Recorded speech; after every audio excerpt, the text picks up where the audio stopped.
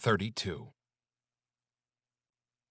The defense investigators' first stop was the Seattle DEA field office, and the overview they offered was by all accounts a tale of cutthroat international intrigue.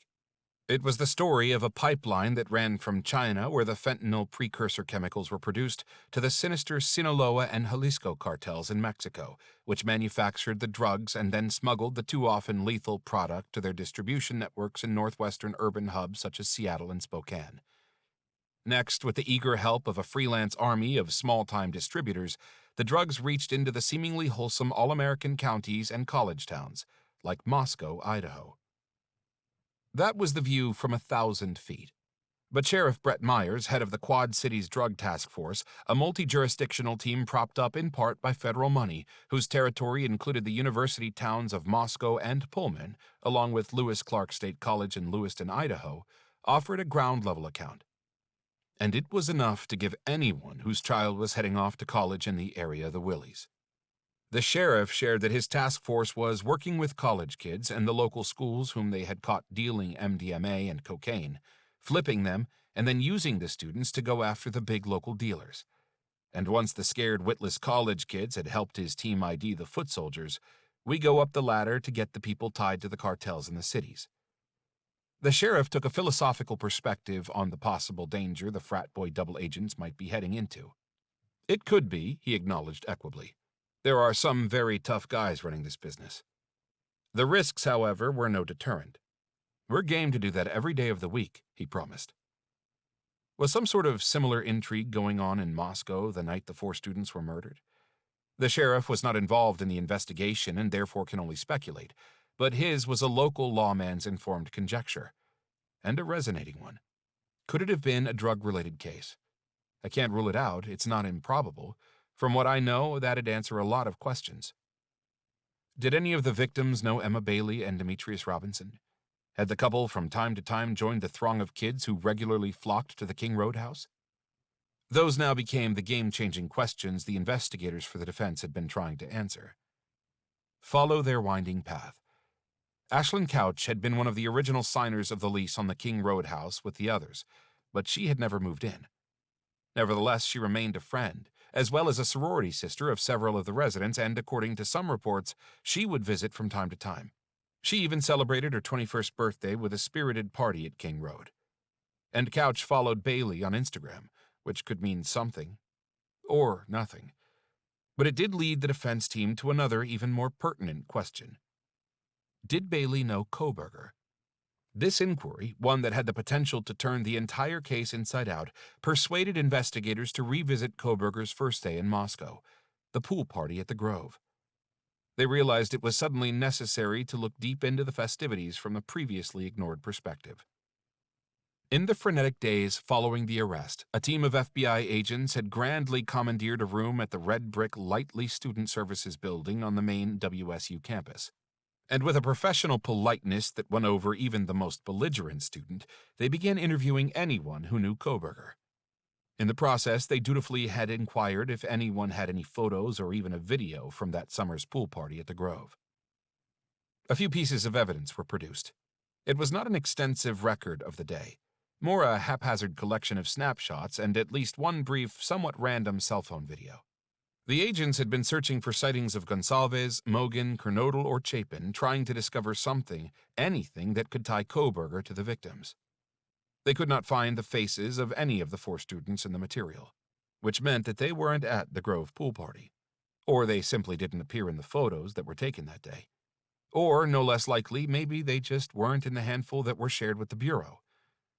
But now the defense was wondering, what if the FBI's review, done in the early, uninformed days of the investigation, had been too narrow? What if they had scrutinized the photos and the video and had ignored the possible presence of another guest whose appearance could put a new spin on what had happened at the house on King Road? What if Emma Bailey had been at the pool party? If she had been, then she might very well have been approached by a Kohberger on the make, same as the 2 young women in the black bikinis. And if, as the police allege, she was in the habit of dealing recreational drugs, it might have been a connection a one-time heroin addict like Kohberger would have relished. It might have been an association that, unlike his approaches to the other 2 female partygoers, could have had some longevity. In fact, he might even have visited Bailey from time to time at her home in Moscow, which, as it happened, was tucked into the very end of a cul-de-sac a minute or so drive away from the murder house, which would put it very much within the same incriminating cell tower radius as the scene of the crime on King Road. It was a tantalizing hypothesis, and its significance only gained power in the wake of a new motion the defense had filed. Kohberger has an alibi. Evidence corroborating Mr. Kohberger being at a location other than the King Road address will be disclosed, Ann Taylor wrote in a court filing. Yet with a dramatist's flair, she held on to her punchline. She did not reveal any further details. Presumably all will be disclosed at the trial. But for now, the defense's motion makes one already heady question even more relevant. Was Emma at the party?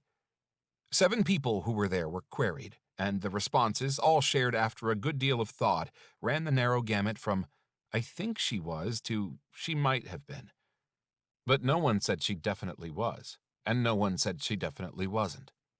In short, there remained enough for the defense to offer a hypothetical alternative to the version of events that will be rolled out by the prosecution.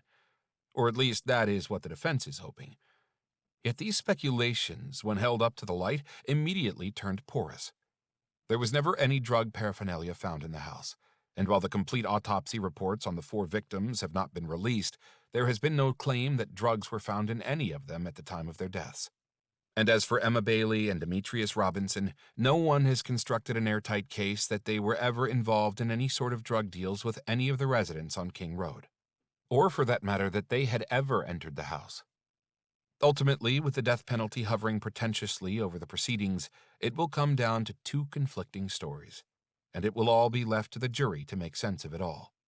And at the conclusion of a trial, suspicions might weigh as heavily as facts in the minds of the jury when they need to decide if one more life should be taken in retribution for the 4 that were already extinguished. The jury. In a heartland community such as Moscow, the predilection for Old Testament eye-for-eye justice would, the defense presumed, rule.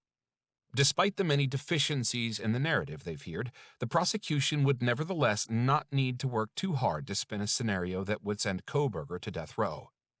Or at least that's what they had thought until they began weighing the disproportionate influence Doug Wilson's Christchurch parishioners had on the jury pool. About 2,000 or so strong, the Kirkers, as the church members called themselves, amounted perhaps to half of the town's non-university affiliated jury pool.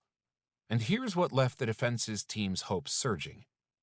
The church, as personified by Wilson, was in a state of war with the town authorities, including the police department, whose investigation had built the case against Kohberger. Just days before Kohberger's arrest, Wilson had shared his prickly feelings about the town fathers in one of the weekly encyclicals that he sent to his flock. Our local city government, law enforcement included, is a nest of incompetence and corruption, he told the church members. Refusing to turn the other cheek, he went on with a measured force.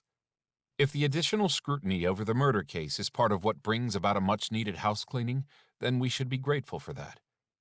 But without any unlawful gloating. The roots of this church-state animosity stem from the several police arrests and subsequent lawsuits local officials have filed against Christchurch parishioners, including Wilson's son and his 2 grandsons, one now a student at Columbia University, for a maskless public pray-in during the pandemic and a few stickers protesting coronavirus restrictions that had been affixed to a town lamppost.